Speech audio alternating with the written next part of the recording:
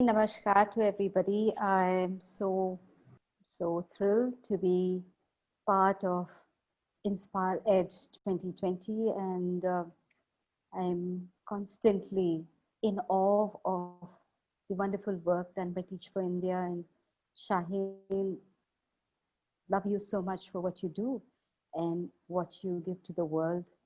Education is a game changer, and you are part of that path breaking intervention. Courage as a skill for 21st century. Nelson Mandela once said, courage is not the absence of fear, but the ability to conquer it. How did we go about conquering our own fears?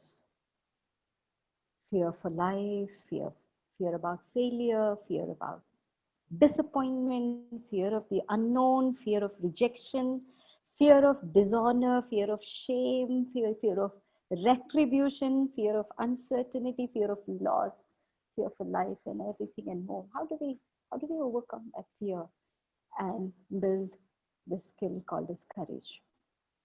What I can share with you is how did I do what I do, fighting an organized crime, which is the third largest organized crime in the world, which enslaves millions and millions of women and children across the world. Over 125 countries have this problem. It's a billion-dollar industry, so I'm fighting a huge mafia. So at one end is an organized crime, a mafia, and the whole criminal syndicate. At another end is a systemic oppression of our own thoughts and minds that is gathered from centuries onwards, which believes that the body of a woman or a girl is meant to satisfy the desires of men. Or at another end, the very systemic perceptions, prejudices that makes you believe that a person once exploited in these forms of exploitation such as prostitution and sexual exploitation, they don't deserve to come back to the mainstream society. I stand at that point, and that is the world that I deal with on a regular basis. So what is it that helps me overcome my own fears, my own fears, which are my own ghosts that I carry, and evolve my courage as my skill to deal and confront my day-to-day reality? I think what I would share with you is around 5 things which has helped me. The first one is a clarity in your conviction. What are you believing? Why are you believing? And why did you arrive at that belief system? A clarity in conviction is perhaps one of the key things in overcoming your fear. And to build a clarity in conviction, there are 3 elements that I acquired. One is our ability to do a SWOT of our own selves every other day in our lives. For me, it has been like in my DNA to understand what are my strengths, what are my weaknesses, what are the opportunities around me, and what are the threats before me. But this kind of an exercise, which I have been doing from a very, very early age, helped me in a kind of a mental preparedness, which I would call it as inner engineering. You are actually understanding yourself. What is it that you can hype up, spike up the strengths that you have. You know what you need to pull back your weaknesses. And at the same time, you are aware, mindfully aware of the opportunities in front of you, and also very clear that these are the threats. So this mental preparedness prepares you for what is going to come forward, and that gives you a certain amount of certainty of your action. This has to be combined with a sound, validated understanding of what is that you're confronting in front of you. So in my case, it was, a whole mafia. How do they operate? What is their modus operandi? How do they do it? Where is it that I can penetrate into? What is it that I can do to break their impunity? What is it that I can do to create that will provide kind of a healing space, a therapeutic space, a space for recovery of those who have already been into it. So understanding what comes in front of you is something very, very important. And the understanding has to be validated, because, and when I use the word validated, it means that you have to see it from all perspectives, all angles, to understand, okay, here is the mafia, is the criminal syndicate, and here are the people who are affected by this crime and who are actually victims of this crime. So what do we need to do and understand what the criminals are about, because you can't be naive to get into that space.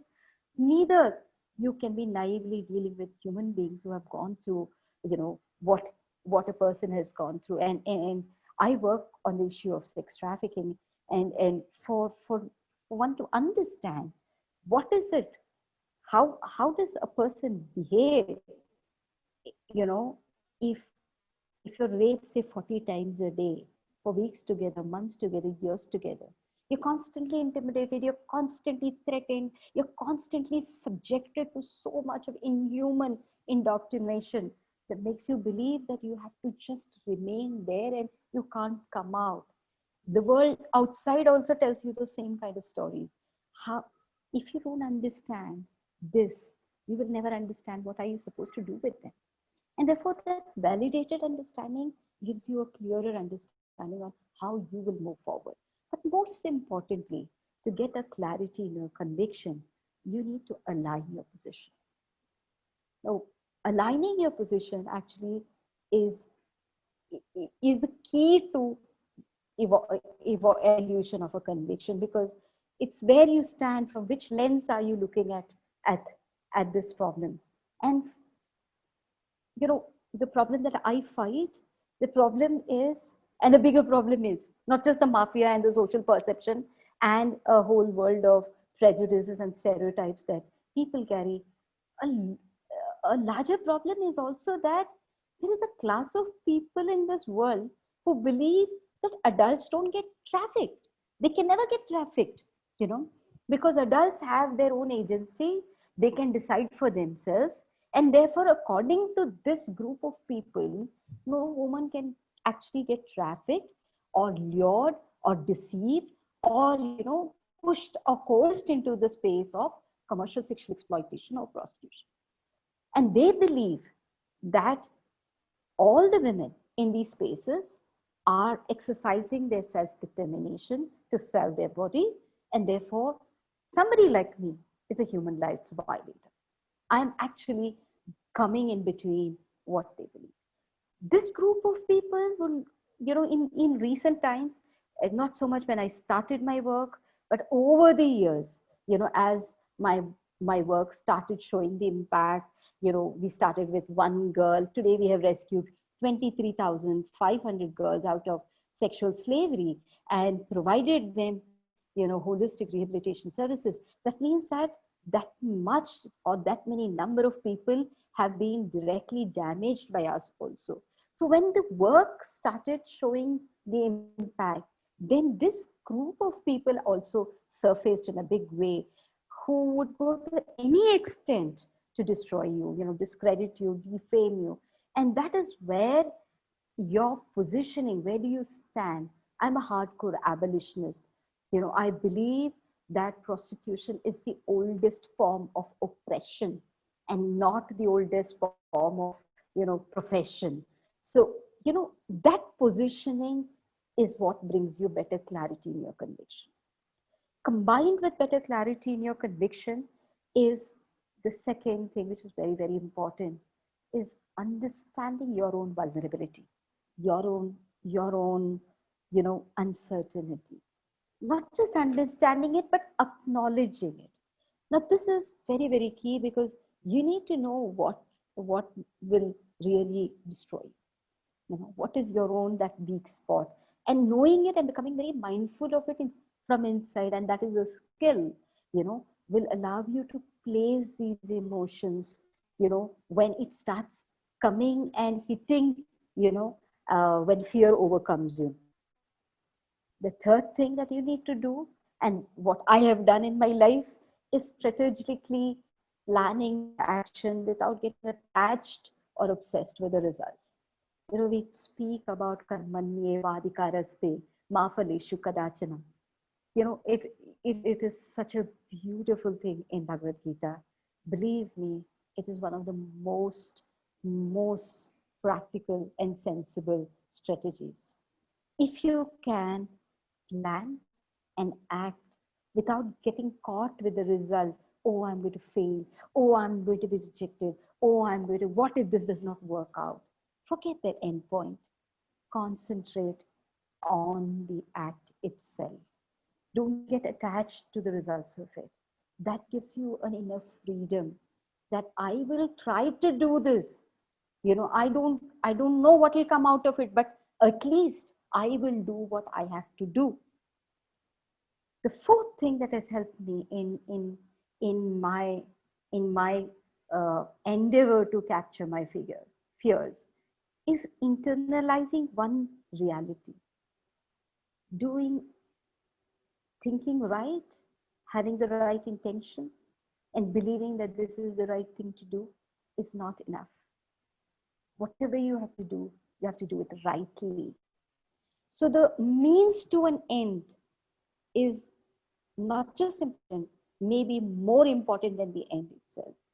And that is something so critical, because so long as you know that what you are doing, you're doing it in the right way, and that is the just way of doing things, that gives you a certain kind of inner assurance, inner confidence in what you're doing, because you know that you are doing the right thing. And that is sometimes so key, because the world around you is telling you that no, don't do that. This is really bad. Why are you trying? There's one woman who, in a public domain, a very, very educated woman in a public domain, got up and started blasting the life of a very educated woman, a big socialite, big time socialite. And she said, why do you rehabilitate so many women and children? If all these girls and women are rehabilitated, what will happen to my own daughters? They will get raped on the street. So here is a person who believes that a class of women and children have to be placed in brothels, and they have to be there so that her daughter is safe.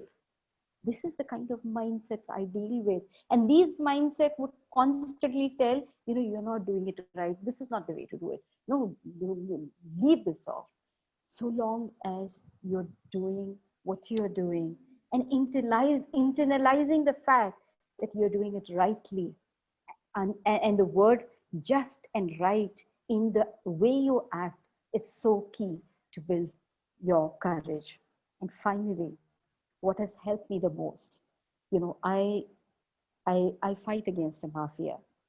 There have been 17 attacks on my life, and I know sooner or later, there will come a time when the way I am destroying and damaging the worlds of several people will actually come back to me.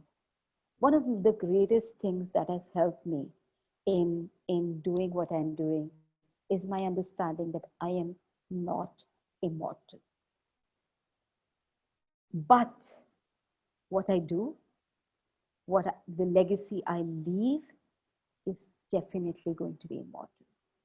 And therefore, understanding that you will die anyway, this way or that way, either the mafia will kill you or by your natural death, you're going to die. So why fear in getting into a brothel or getting into a place where the criminal syndicates are afraid to remove a child just because you fear that you may lose your life. Anyway, you have to lose your life. Understand it. But also understand that when you do certain things and you do it in a way that leaves the right kind of footprints, you are actually leaving a legacy that is immortal. This has been my journey of building courage as a skill in my life, and I believe that all of us are very courageous souls. Whether we have the ability to conquer our fears is left to us. You can't buy it from anywhere. You can't go and acquire it from anywhere. You have to work with your own self to, uh, you know, tone it, build it. But you have to be the one who have to take that first step. Nobody can do that for you. Nobody can push you and make you courageous. You have to build it for yourself. And believe me, all of us have the ability of doing it, big or small, whichever class of society we come from, literate, illiterate, each one of us had our own ability to do it. All that we require is, are we willing to give ourselves a chance? Thank you so much.